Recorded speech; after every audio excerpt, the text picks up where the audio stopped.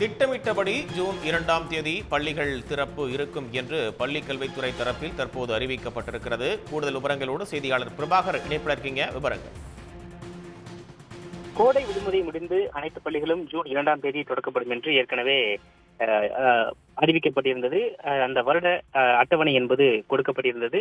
June 2ஆம் தேதி பள்ளிகள் திறக்கப்படும், அன்றிலிருந்து புத்தகங்கள் வழங்கப்படும், அதற்கான நடவடிக்கைகள் மேற்கொள்ளப்படும் என்று கடந்த வாரம் கூட தகவல்கள் வெளியாயிருந்தது. இந்நிலையில் கோடை வெப்பம் அதிகமாக இருந்த பொழுது 10ஆம் வகுப்பு பொதுத் தேர்வு முடிவுகளை வெளியிட்ட போது அமைச்சரிடம் முன்வைக்கப்பட்ட கேள்வியில் கோடை வெப்பம் அதிகமாக இருக்கும் பட்சத்தில் கடந்த ஆண்டை போல கூடுதலாக ஒரு வாரம் அளவில் அல்லது 10 நாட்கள் விடுமுறை நீட்டிக்கப்படுவதற்கான வாய்ப்பு இருக்கின்றதா என்ற ஒரு கேள்வி முன்வைக்கப்பட்டிருந்தது.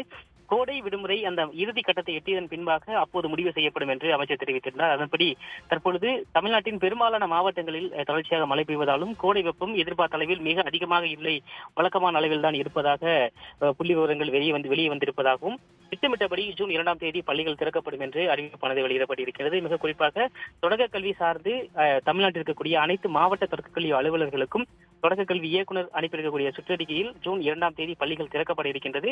அதற்கு முன்பாக பள்ளிகளில் தேவையான அனைத்து நடவடிக்கைகளையும் துரிதப்படுத்தப்பட்டு பள்ளிகள் சுத்தம் செய்யப்பட்டு தேவையான பாதுகாப்பு நடவடிக்கைகளுடன் பள்ளிகளை திறக்க நடவடிக்கையை மேற்கொள்ளுங்கள் என்று சுற்றறிக்கை அனுப்பியிருக்கின்றார். இதன் மூலமாக ஜூன் 2ஆம் தேதி பள்ளிகள் திறக்கப்படுவது உறுதியாகியிருக்கின்றது.